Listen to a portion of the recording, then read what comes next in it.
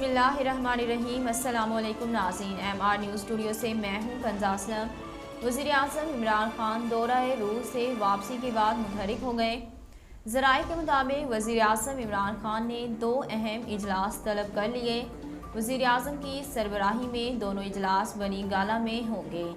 वज़ीर आज़म के ज़ेर सदारत होने वाले मालियाती अमूर के इजलास में वज़ीर ख़जाना शौकत तरीन समेत वज़ारत ख़जाना और FBI हुकाम शरीक होंगे। पंजाब पुलिस की जानिब से पतंगबाजों के खिलाफ कामयाब कार्रवाई की गई है।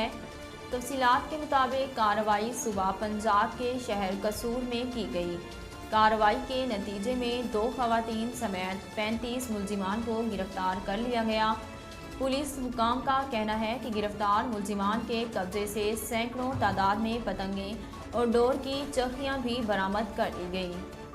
पीपल्स पार्टी के लॉन्ग मार्च से कबल सिंध हुकूमत ने शहर के निकासी आब का निज़ाम बेहतर बनाने के लिए अहम इकदाम का फैसला कर लिया। सिंध हुकूमत ने 3 एग्जीक्यूटिव इंजीनियर्स और 6 असिस्टेंट इंजीनियर्स की खिदमात HDA को सौंप दी। इंजीनियर्स की खिदमात DG HDA सुहेल अलियास की सिफारिश पर हवाले की गई।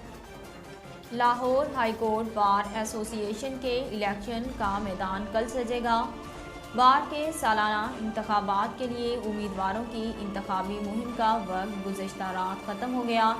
तफसीलात के मुताबिक Lahore high court bar association की 4 नशिस्तों के लिए 16 उम्मीदवार मद्दे मुकाबिल हैं।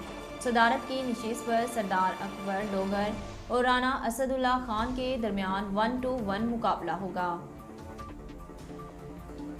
सिंध हाई कोर्ट ने साने सफोरा केस के मरकजी मुलजिम साद अजीज़ और टंटन की सज़ा के खिलाफ अपील मुस्तरद कर दी।